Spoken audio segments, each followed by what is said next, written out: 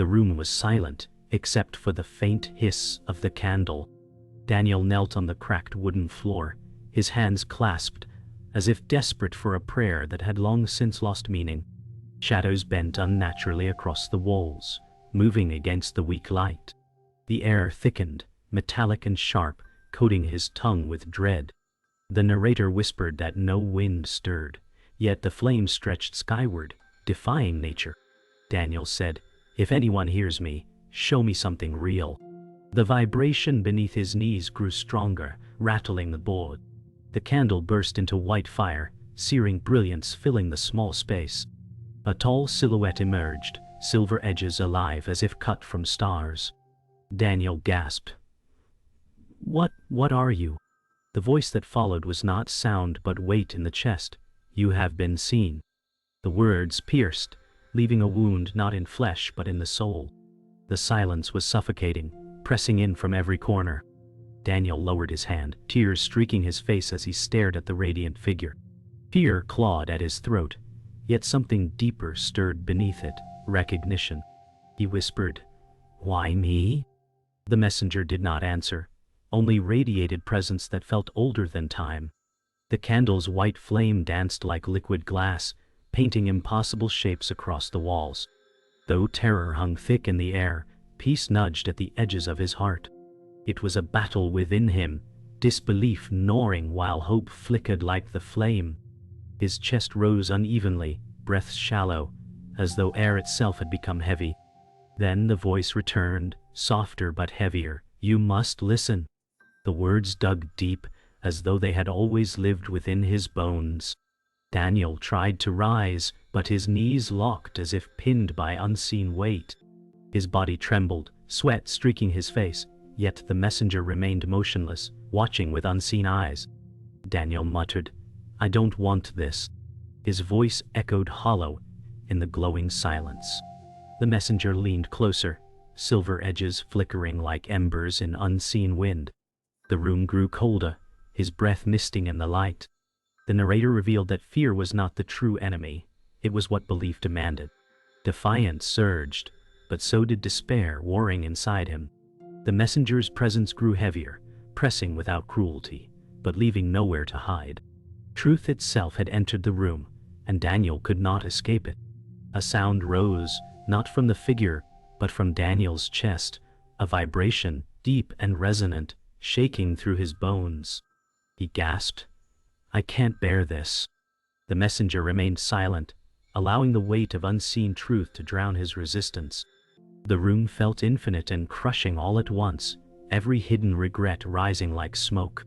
Shadows whispered his unspoken sins, crawling closer as he pressed his palms against his temples. He shook violently, rocking in place, his thoughts unraveling into fragments of shame. The narrator revealed that resistance was his only weapon, but it was breaking. Then the voice cut through, colder this time. "You have ignored what was given." The words shattered him like glass dropped in silence. Daniel broke, his voice cracking under the weight. "I didn't ask for this. I didn't want to be seen." Tears streamed as he slammed his fists weakly against the floor. The messenger shifted slightly, and the light bent around them, refracting like shattered glass. Daniel buried his face in his palms, unable to meet the gaze of what stood before him. The narrator explained that this was not rejection but surrender, the fear of being known completely. Yet the messenger did not withdraw. Instead, the light softened, pressing like rain instead of fire. Daniel's sobs slowed, exhaustion stealing his strength. His chest heaved, breaths shallow and uneven. Then the voice came once more, steady and piercing. "This is only the beginning." The narrator explained that dawn arrived slowly, gray light pushing against the cracks in the wooden walls. Daniel had not slept, his body was weak, yet his mind refused silence. The messenger was gone, but the words remained carved inside his chest. "You must listen," echoed in his skull. Daniel whispered to himself, "Listen to what?" His voice cracked, the sound brittle against the morning stillness. He dragged himself upright, each motion heavy as though invisible chains clung to his limbs. He wondered if it had been madness, a dream clawed out of loneliness. Yet the sting of truth lingered. The narrator revealed that Daniel's disbelief grew louder than his fear, planting seeds of denial where faith might have sprouted. The narrator described how Daniel stumbled outside, drawn to the silence of the empty road, stretching beyond the cabin. His steps were unsteady, yet his eyes searched the horizon as though expecting the figure to return. Instead, he found Samuel waiting, a man who had always demanded reason. Samuel said, "You look like hell. What's happened to you?" Daniel tried to form words, but fear of sounding insane sealed his lips. The narrator whispered that Samuel embodied the voice of doubt, quick to mock what could not be explained. Daniel's silence became his shield, though the weight of unspoken truth gnawed at him. Samuel's frown deepened, his tone sharp. "Don't tell me you've gone chasing ghosts again?" The narrator revealed that Samuel's laughter was cold, though not cruel. He placed a heavy hand on Daniel's shoulder, saying, "You can't keep chasing visions. People will think you've lost your mind." Daniel flinched at the touch, his chest aching with the memory of the messenger's voice. He muttered, "It wasn't a vision." Samuel narrowed his eyes, his skepticism hardening into concern. The air between them grew heavy, words unsaid thickening the silence. The narrator explained that doubt from another's lips carried more weight than his own denial. Daniel wanted to believe, but Samuel's logic sharpened the edges of fear. "You need rest, not religion," Samuel said flatly, pulling away. Daniel returned to the cabin with Samuel following, tension between them thick. The narrator described how Samuel paced the floor, eyes sharp with reason. Samuel said, "You're letting shadows tell you stories. Faith is for the weak." Daniel clenched his jaw, anger simmering beneath the surface. His heart pounded with defiance, but shame smothered it. He whispered, "You didn't see it. You didn't feel it." Samuel shook his head, muttering, "You sound like a man begging for meaning in smoke." The narrator revealed that Samuel's words echoed Daniel's own fears, feeding the growing chasm between belief and denial. The room felt colder, as though the messenger's absence had left it hollow. The narrator explained that Daniel sat on the floor, back against the wall, while Samuel loomed above him. Exhaustion weighed on his body, but something fiercer burned in his chest. Samuel said, "You're imagining ghosts, nothing more." Daniel lifted his head, his voice raw. "Then why do I still feel it? Why does it still burn inside me?" Silence followed, thick and unsettling. The narrator whispered that Samuel had no answer, and his silence was louder than his mockery. For the first time, Samuel's eyes faltered, uncertainty breaking his mask. Daniel's heart surged with conflicting tides of defiance and doubt. The moment carried weight, for the seed of faith had survived ridicule, though only barely. The narrator explained that night fell heavy, wrapping Daniel in silence. He sat alone, eyes fixed on the empty space where the messenger had once stood. The air pressed close, as though his sins had filled the room. He whispered, "Why now? Why not before, when I was already broken?" The floor creaked, though no one entered. His mind turned back to faces long gone, voices of those he had failed. Each memory returned sharper than before, accusing in its silence. The narrator said that memory itself had become a chain, dragging Daniel toward despair. Still, in that silence, he felt something, an invitation to face what he had buried. The narrator described how Daniel left the cabin, walking into the cold night. The road stretched empty, moonlight silvering the fields. He carried only his guilt, each step dragging like iron. At the bend, he saw a figure leaning against a fence. Michael, the man who had once been a mirror of his failures. Michael said, "Still running from ghosts, Daniel?" His voice cut deep, layered with pain and recognition. Daniel froze, heart racing. He muttered, "You shouldn't be here." The narrator explained that Michael was not only flesh but also memory, a redeemed soul who bore scars of his own past. His presence forced Daniel to look at what he tried to forget. The narrator said that silence stretched between the two men. Daniel's fists tightened, his knuckles white in the pale light. Michael's eyes softened, Yet his voice carried steel. "You're not the only one who carries sins." Daniel shook his head, whispering, "Mine are heavier." The night air grew colder, their breaths visible in faint clouds. Michael stepped closer, saying, "I was worse, but forgiveness came when I stopped running." Daniel turned away, teeth clenched. The narrator explained that Michael's words carried a truth Daniel feared most, that redemption was possible, but only if he surrendered his guilt. The narrator revealed that Daniel's voice cracked, raw with bitterness. "Forgiveness doesn't erase the damage. It doesn't undo what I did." Michael did not flinch. His words came quiet. "No, but it frees you to change." Daniel trembled, haunted by faces of those who had suffered because of him. The ground beneath him seemed to shift, as if the weight of memory threatened to drag him into darkness. Michael's eyes glimmered with sorrow. "I thought I was beyond grace. Yet here I stand." The narrator whispered that Daniel's denial was not only of the divine, but of the possibility of healing. He feared forgiveness more than judgment. The narrator described how Daniel dropped to his knees, overwhelmed by the flood of memories. Tears spilled freely as he pressed his palms into the dirt. He gasped, "I don't deserve to be seen." Michael knelt beside him, his voice steady. "None of us deserve it, that's why it's grace." The night grew eerily quiet, only their breaths marking the moment. Daniel shook his head, unable to believe, yet something cracked inside him. For the first time, guilt did not consume him, it trembled.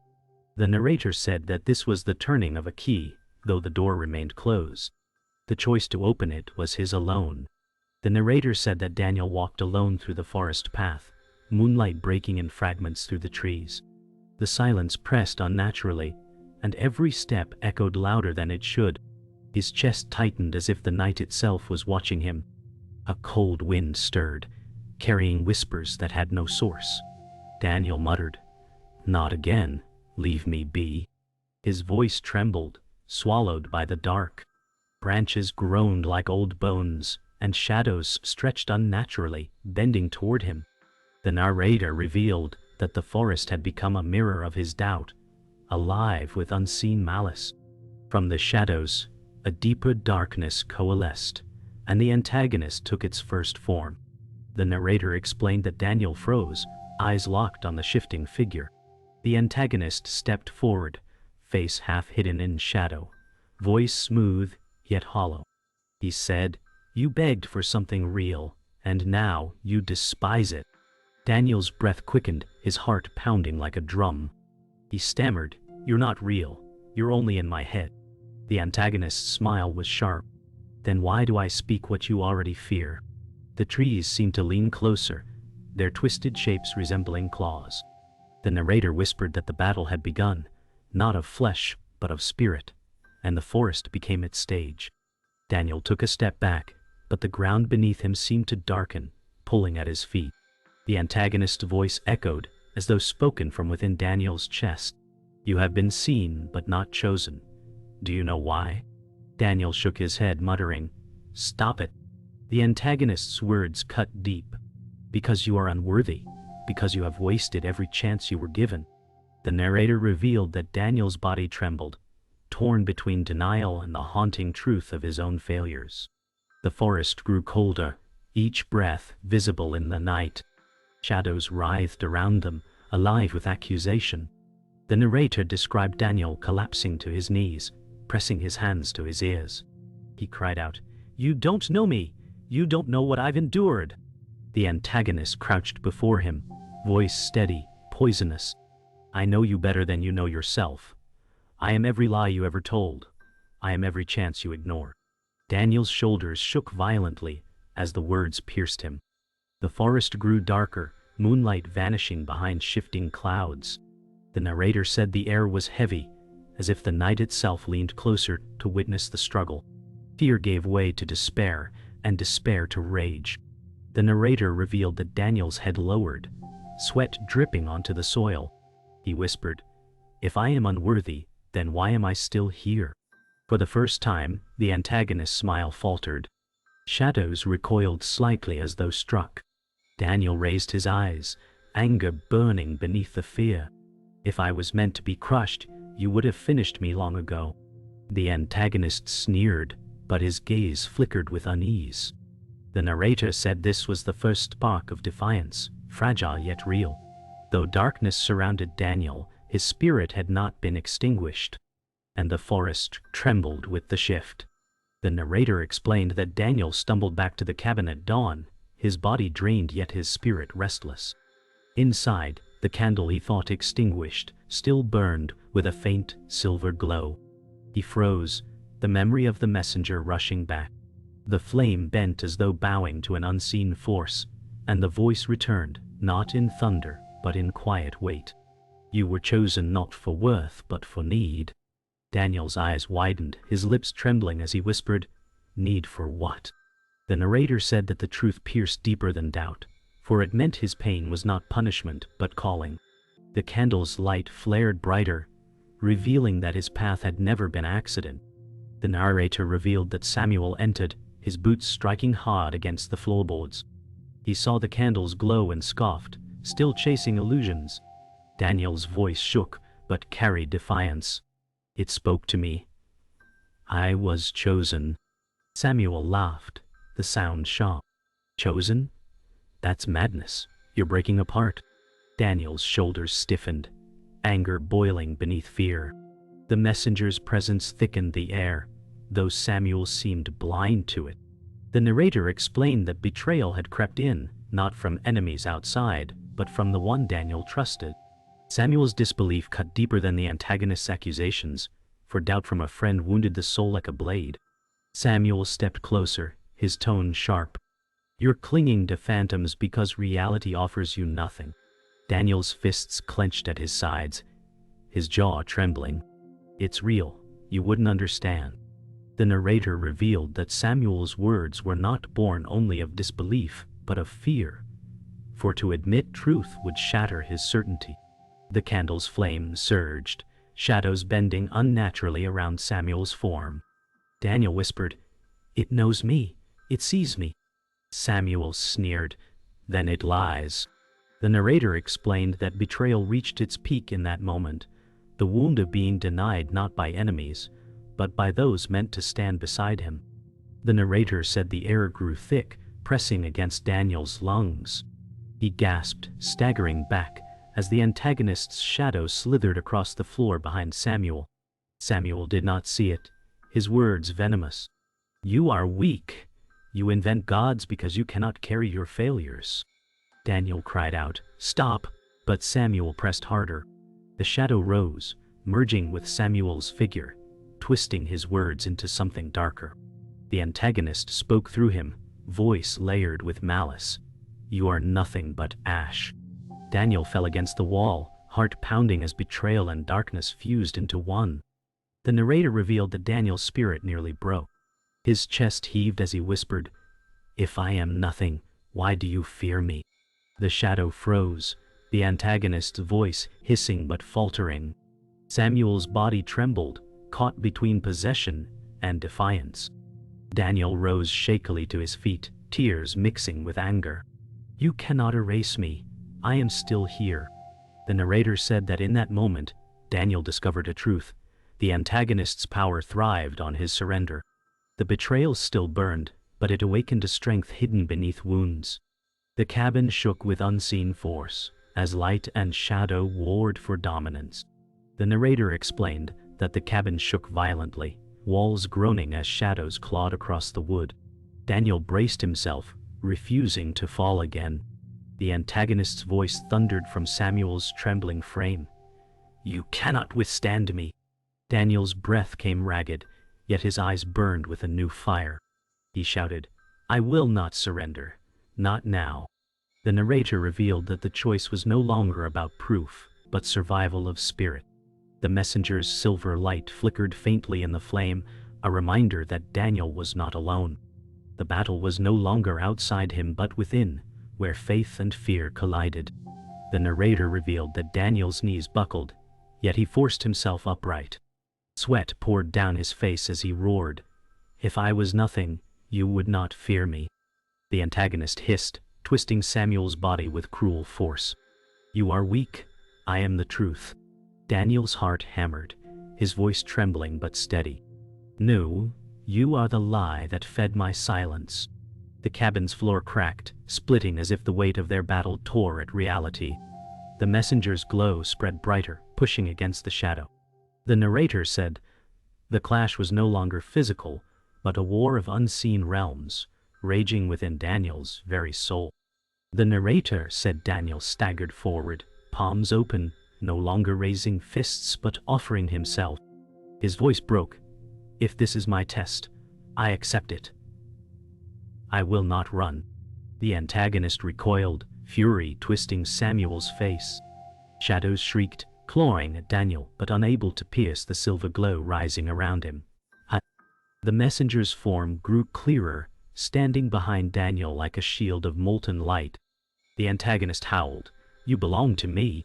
Daniel screamed back, "I belong to the one who sees me." The cabin filled with blinding brilliance, shattering the shadow's grip. The narrator revealed that Samuel collapsed, freed from the shadow's grip, gasping for air. The antagonist's form rose, no longer hidden within flesh, but standing separate, dark as void and seething with rage. Its black eyes locked onto Daniel, voice booming, "You cannot kill what I am."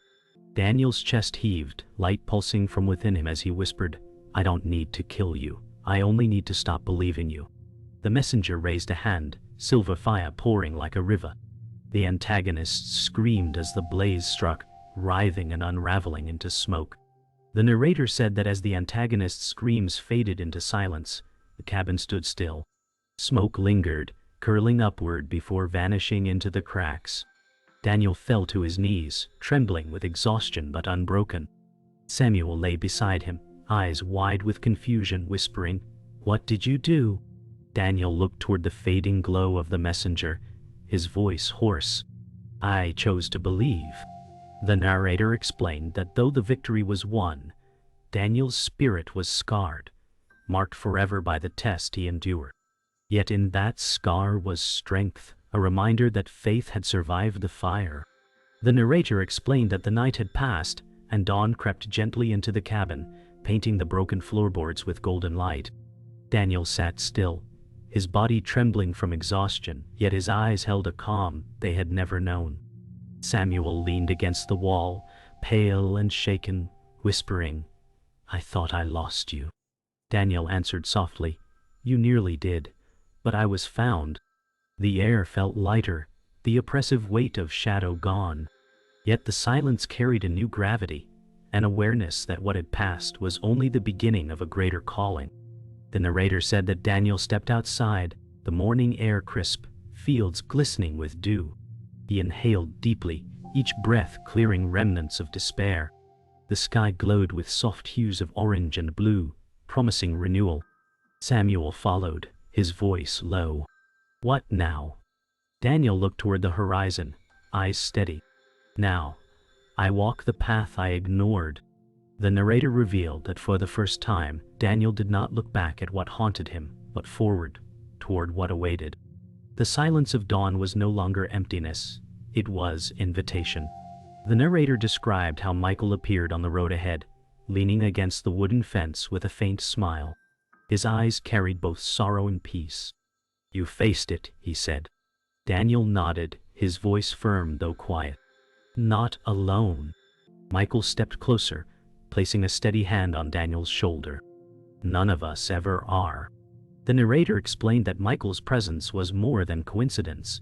It was a reminder that grace was real, not theory. Samuel watched, uncertain but moved, as the weight of disbelief slowly gave way to wonder. The narrator revealed that as the three men stood together, the faint silver glow returned, shimmering in the morning air. The divine messenger appeared one last time, towering yet gentle, light refracting like molten silver across the field. Daniel's chest tightened, but this time with awe instead of fear. The messenger's voice filled the silence. "You were never forsaken. What was ignored is now embraced." Tears welled in Daniel's eyes as he whispered, "I believe." Samuel bowed his head, shaken, unable to deny what stood before him. The narrator said the moment sealed Daniel's transformation, closing the loop of his journey.